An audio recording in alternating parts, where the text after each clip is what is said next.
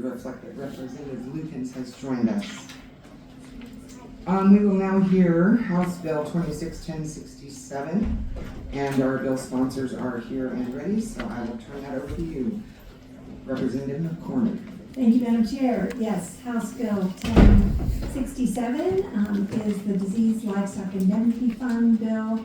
This fund was originally set up to help reimburse producers for financial losses when there's a need to depopulate their herd or their flock in order to protect animal health and public safety.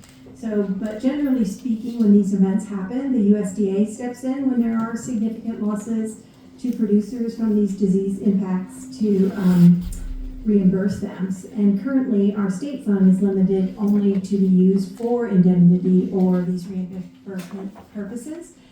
So this bill will give more flexibility to our animal health division and the state veterinarian to utilize the fund in a more proactive and preparedness approach by encouraging early disease reporting and rapid containment.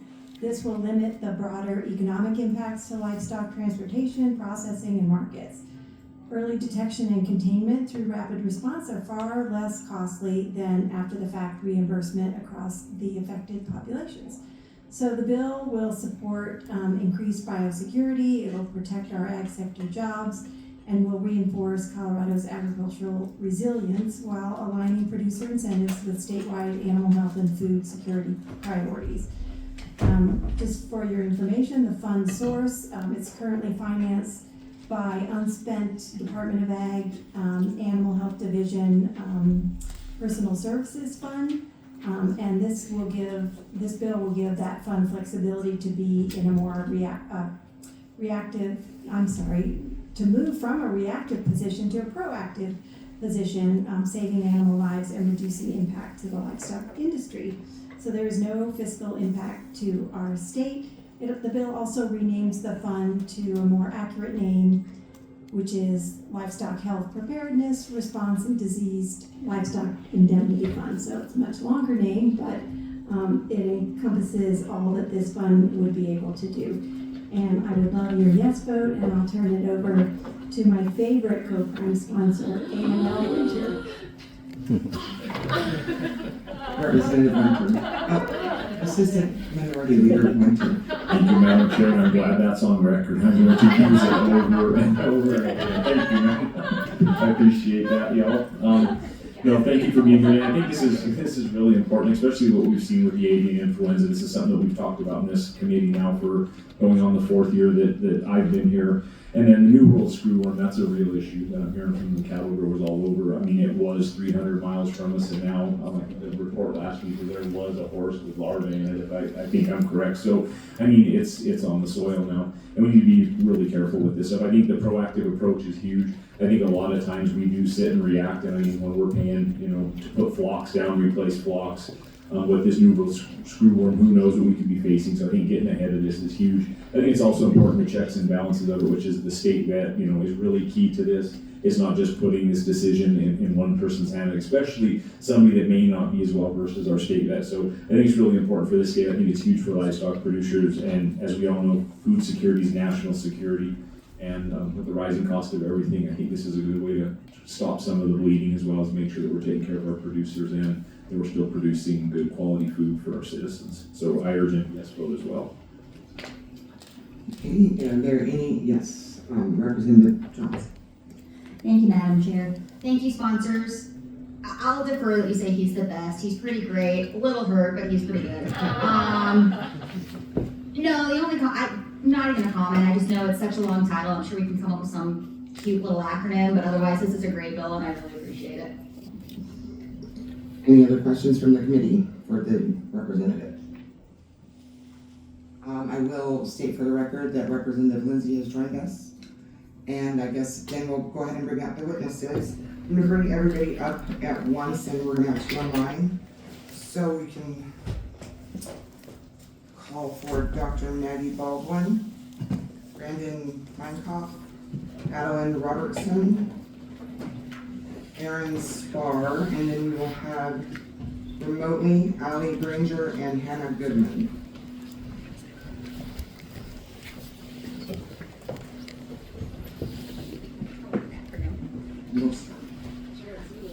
we'll start on this end with Dr. Maggie Bolton. Your mic on.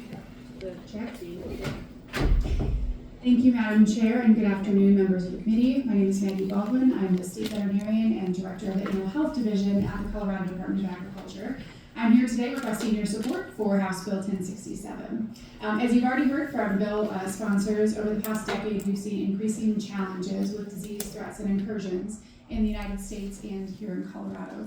Many of you have heard me talk about highly pathogenic avian influenza. We've had the largest four-annual disease outbreak ongoing since 2022 that has now impacted over 11 million domestic poultry in our state, as well as impacted 75% of our dairy herds in Colorado. We just wrapped up our latest response in Weld County over the weekend, so I'm happy to not be there and to be here with you all today. More recently, as you heard Representative Winter mention, we're tracking the extraordinary risk that the New World screwworm outbreak in Mexico is posing to our nation.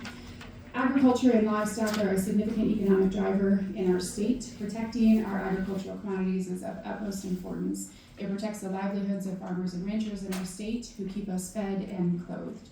In order to ensure that we're adequately prepared to respond to these threats that can impact our food security, we need to have adequate resources, including funding, to build and maintain resilience against new and ongoing livestock threats.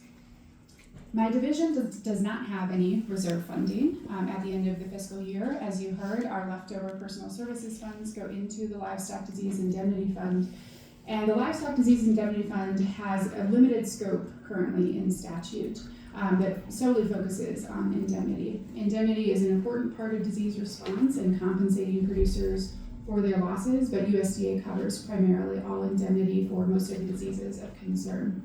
We've had a very limited need for indemnification over the last decade. Our goal with this bill will be to allow for those funds to be expanded to include preparedness and response, particularly in instances where those diseases don't require a state disaster declaration or where we may not receive USDA federal cooperative agreement dollars. Expanding the use of this fund will ensure that we're able to respond to any challenges that we could face that might impact our livestock industry. And given our current budget constraints in the state, we feel that this is a fiscally responsible way to meet our ongoing needs. So really appreciate your support of this bill to tackle these tough issues, and appreciate your time today. Thank you.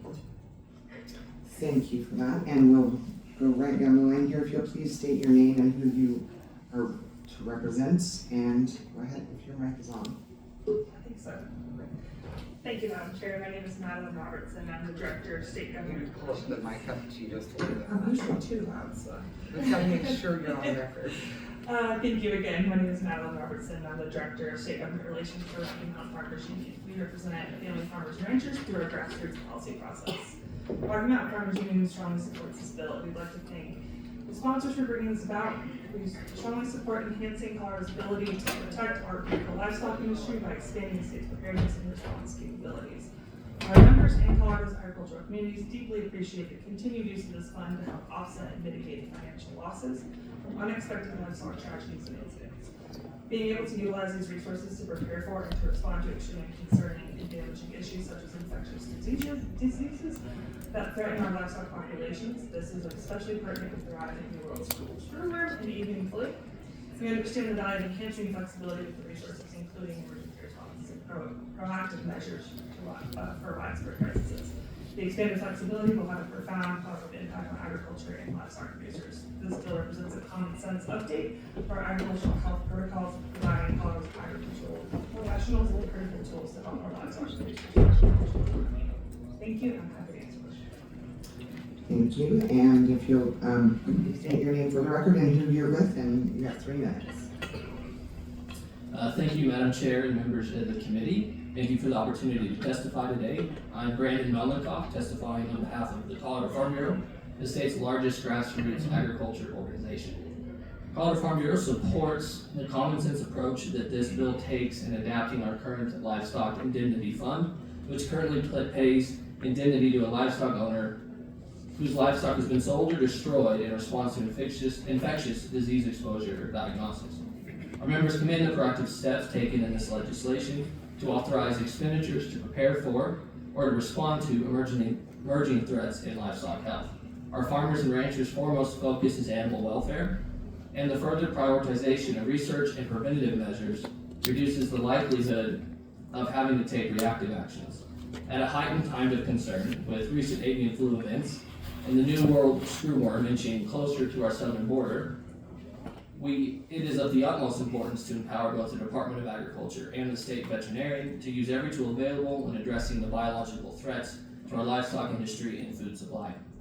Additionally, we appreciate the continued authorization for indemnity funding. God forbid the unfortunate and less than ideal situations in which our farmers and ranchers have to cull or sell their herds due to health threats. It's only fair that they receive funding to mitigate those losses. It is in that spirit of that legislation before us today that reaffirms that food security is national security and that we can take worthwhile steps to enhance the health and well-being of our livestock farms and food supply. We thank the bill sponsors for bringing this bill forward today, and we ask for a yes vote. Great, thank you. And go ahead and state your name for the record and who you are with, and you have 3 minutes. Thank you. I am Erin Spoor, Executive Vice President for Colorado Cattlemen's Association, representing livestock producers and cattle producers all across Colorado. I will not be repetitive, and in order to save some time, I just want to say and reiterate that as we see a growing concern of livestock diseases, a number of have been mentioned today. Another one that keeps me up at night is foot and mouth disease, and I can tell you, and probably Maggie as well, that there are a number of things that keep us up at night, but this is probably the number one, is thinking about the threats of livestock diseases moving into the United States or Colorado at that. And so I think any time that we can have a proactive measure, we support that, and also reiterating that this is not a new or fund or increasing funds, but this is just simply allowing existing dollars to be used in a more flexible manner, which we support. So thank you to the bill sponsors, and thank you to CDA for putting this forward, and we're happy to support this bill. Great, thank you. And we'll move online now to Allie Granger. You will unmute yourself. You have 3 minutes. Great. Thank you, Madam Chair and members of the House Agriculture Committee. My name is Allie Granger. I'm here representing the Animal Welfare Institute, which is a national animal welfare organization with full staff and members in Colorado. We strongly support House Bill 1067 in expanding the Disease Livestock Indemnity Fund to increase the resources available for disease preparedness and response. As many have mentioned here today, this is particularly important given the ongoing outbreak of bird flu that has impacted states across the country as well as Colorado. If HB 1067 were to pass, one way to use these funds would be to increase planning around depopulation to ensure resources, equipment, and labor are available to depopulate animals in a more humane and efficient manner. AWI and our members are very concerned about the impact bird flu has had on animal welfare, especially from the use of a depopulation method called ventilation shutdown plus heat, or VSD plus, which kills animals via heat stroke over a prolonged period of time. This practice is akin to locking a dog in a hot car for several hours, and it results in significant suffering and distress. Beyond the serious animal welfare concerns associated with this method, it also often fails to ensure 100% mortality, prompting the need to deploy a secondary killing method which can take several hours or even days while the animals languish. This raises significant concerns regarding further disease transmission, as well as the psychological toll this process may have on farmers and workers who must identify BSD plus survivors and kill them. Advanced preparation is essential to ensure that BSD plus is avoided, and newer and more humane nitrogen-based methods of depopulation, such as whole house nitrogen gassing and high expansion nitrogen film foam, are utilized. Nitrogen-based methods are recognized by the AVMA as humane methods of killing poultry, and the United States Animal Health Association recently passed a resolution in support of increasing their accessibility and use in response to bird flu.